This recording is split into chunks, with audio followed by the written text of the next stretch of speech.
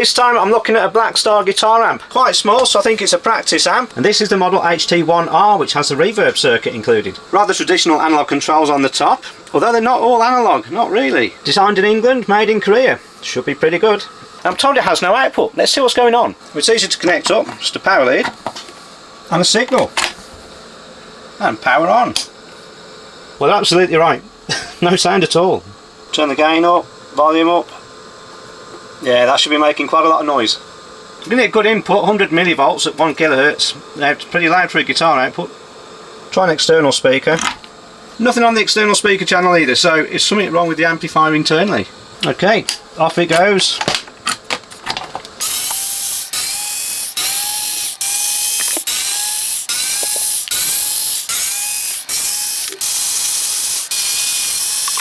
I think that's loose now.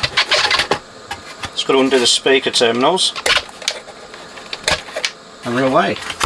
Here you can see it's a truly hybrid amp. It's got some sort of modern surface mount circuits here. Then we've got old valves for the output, I think. Yeah, it must be valve output because we've got a line output transformer going to the speaker terminals. Yeah, definitely I think that's the output valve. It's an ECC82, that's a double triode valve. Not very powerful either. And this one's an ECC83, which is another double triode. This is actually a 12AX7, it's just the British naming for it. Definitely to do with the input. And the rest of this is a lot of surface mount op amps. These are TL072s, dual op amps, JFET inputs. Lots of film capacitors on here, as you'd expect. And this chip in the middle is a Spin FV1. This is actually an artificial reverb. That's really cool. Cheaper than a reverb tank. This is actually a digital signal processor as far as I can tell. Definitely a hybrid design. This end of the board is a power supply. Now with it being a valve supply, there's going to be some high voltage parts of this and low voltage. And very often you'll find a fuse for the high voltage rail, and if there's any trouble with the valves, it could be that's gone. Oh, there it is. We'll check the continuity from here to over here, and it's perfect. So it's not just a blown fuse, so you need to poke around with the oscilloscope.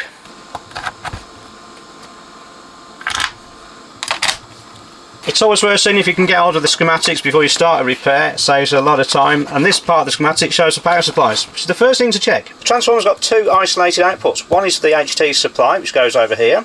Then we've got a dual rail supply for the low voltage stuff here. It doesn't state the voltages on here, but these are the valve heaters, which are either 6 or 12 volts. I'm thinking they're 6 volts. So coming out of here is something like 9 or 10 volts, or plus or minus 9 and 10 volts.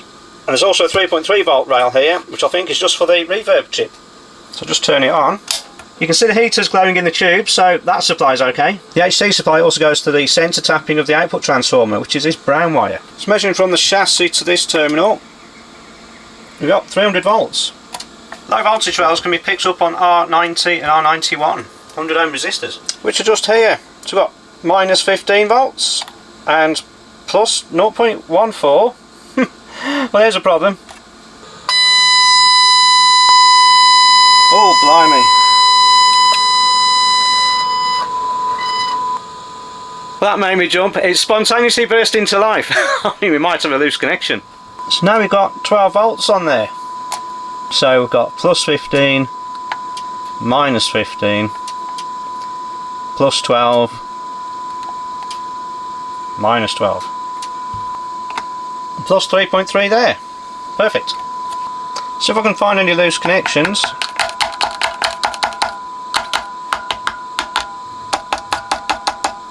That resistor does look a bit more heat stressed than the other one, mind you. And there's this dodgy glue around it.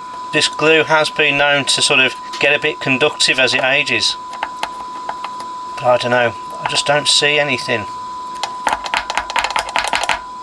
I think I'll turn it off. My guess is a microscopic fracture may be in a solder joint or maybe in the component itself, but I'm going to leave it to cool down and see if it plays up again. I've left this on the bench for a couple of days and we'll see how it goes. It's quite cold in here now.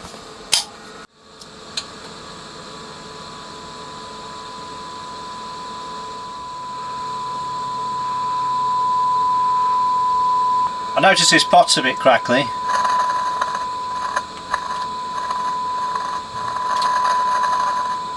I think I'm just going to take the board out and give it a bit of a service. Not much else I can do with it really. Just going to discharge the HT cap. We're nearly 300 volts on there. I don't want another zap. No way. Let's pull the knobs off. Easier said than done.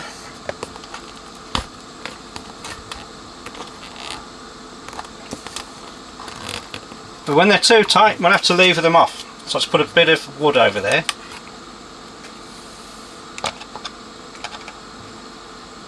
Prise it up.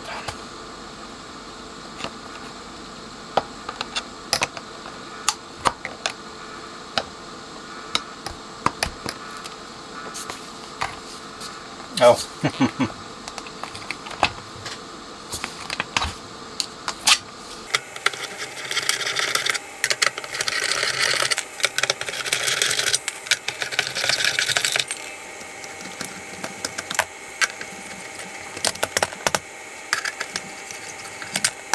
Just unplug these.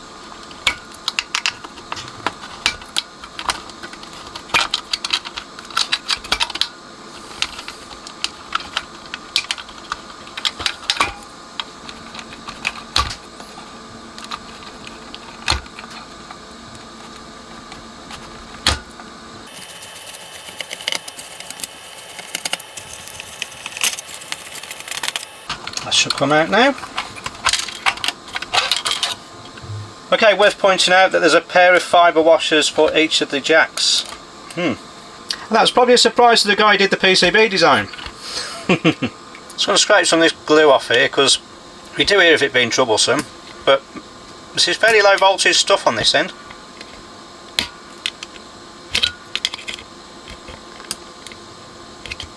Just going to have a look around for some dry joints, especially underneath of here where the power supply is, that plus 15 volt rail. It all looks pretty good, to be honest. I don't see anything bad. I do see some slightly dodgy connections, or maybe, but they're nothing to do with that 15 volt supply. I think I'm just going to go around it with the soldering iron, just generally just freshen it all up. We'll start with the resistors where I was poking around when it burst into life. You'd think it might be this area. That dodgy looking ground. And the other end. These are all resistors. These are the diodes for the grounding for the HT. They look a bit dodgy, but like I mentioned, nothing to do with the 15 volt supply.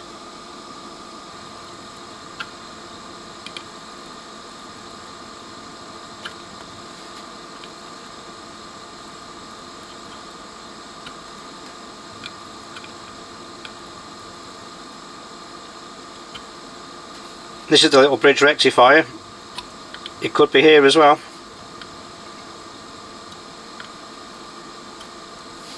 We'll also check the legs for the capacitors. I really don't think it is these, but worth checking them.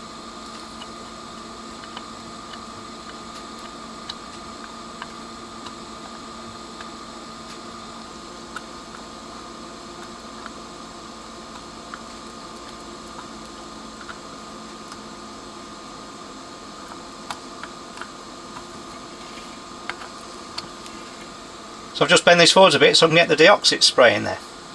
This was the bad one if I recall.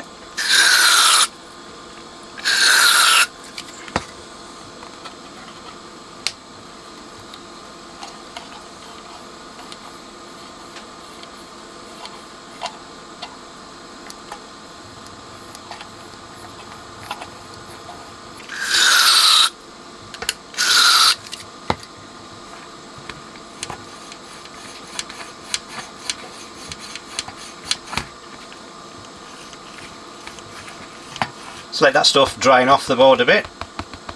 And then we've got this switch. Not that I found anything wrong with it, but whilst we're in here, this time I'm using this D5, it's supposed to be very good. Let's work that switch in and out.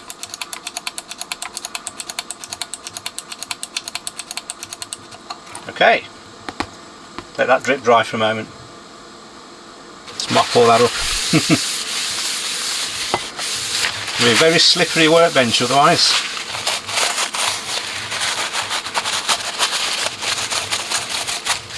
Let's put these fibre washers back on.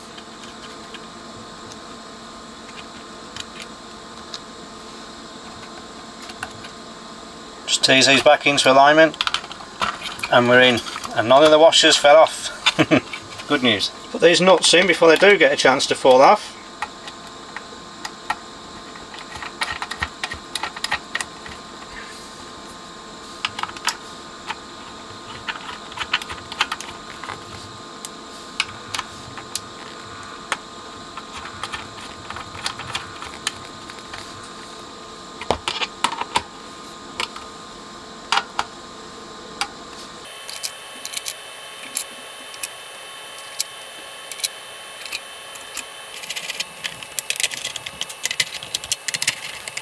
Turn all the knobs down to minimum so they're all aligned the same. That way I can put these on in the right place.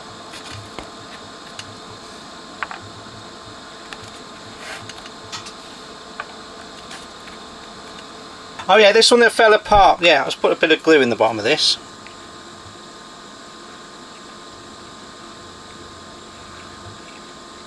Wasn't sure if any come out the bottle then, but it has. Okay. Let's pop that in there. I hope it doesn't squirt up at me. That should be good. I'm going to dry that glue up with some sodium bicarbonate so I don't actually stick into the shaft. Let's pull out a little crumb of it here, if I can. Just sprinkle it in.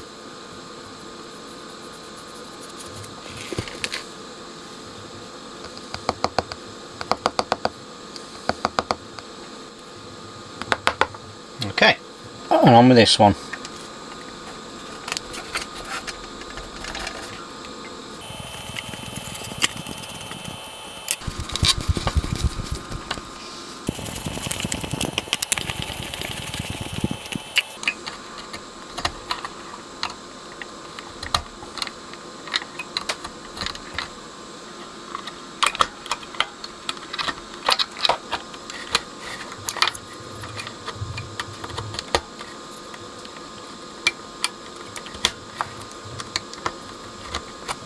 Just seen this speaker cable's hanging by a thread. I'll just unsolder that.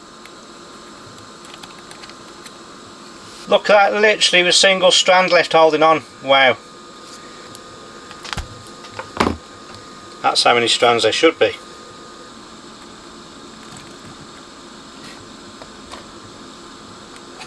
Check I've not made it worse.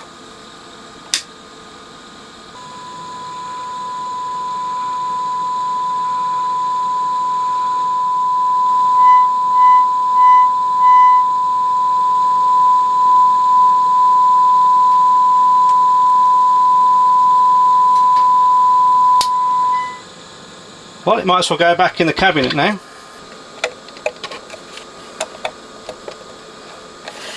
Just slide this back in if I recall.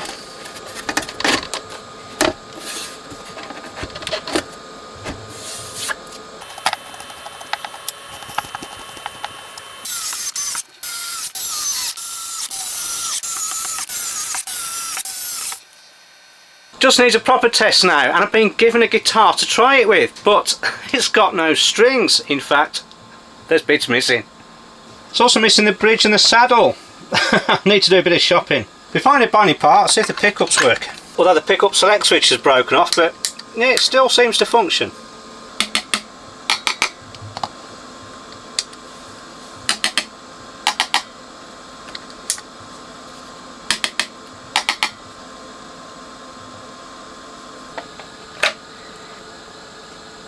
Well, the neck's not bent. Okay, nothing fundamentally wrong with this. I wonder why it was stripped for parts. I'll go and get some. It certainly needs a clean.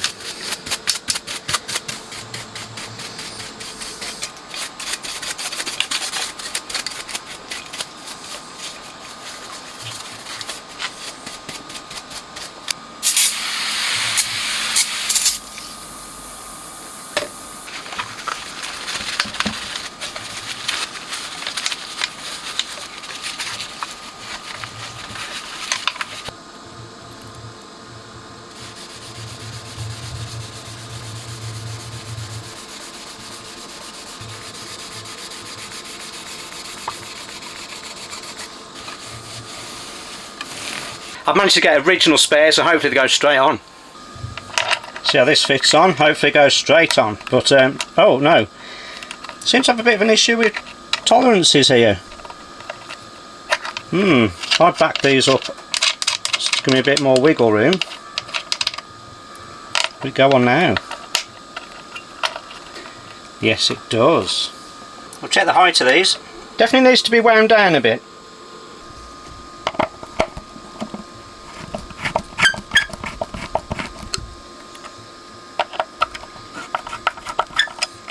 And a bit further than that too.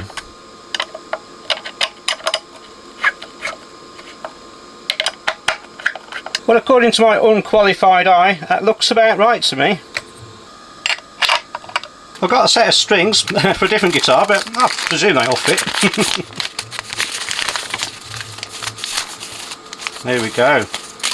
Individually packaged. Didn't know that's how they came. Very nice. Start with the thickest string, which is the E string. Oh.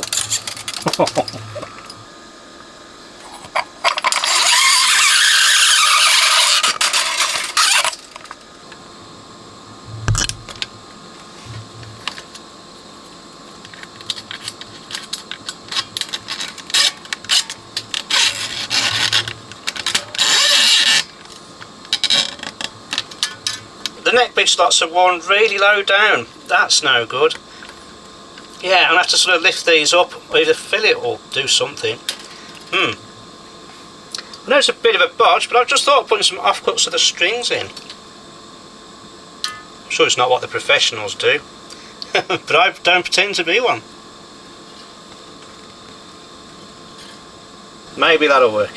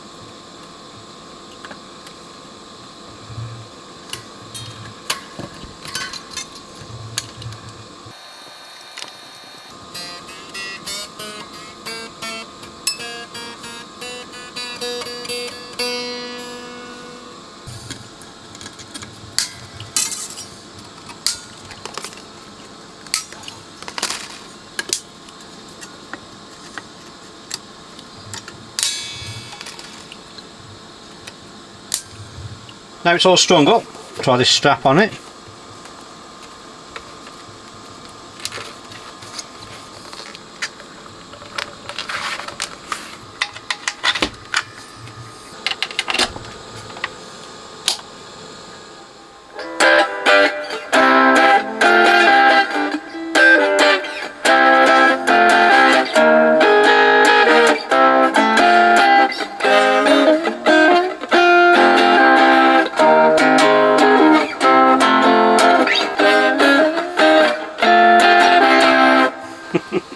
Well, there we go, 2 fixed in one day. That's not a bad little amp at all, especially when it fixes itself.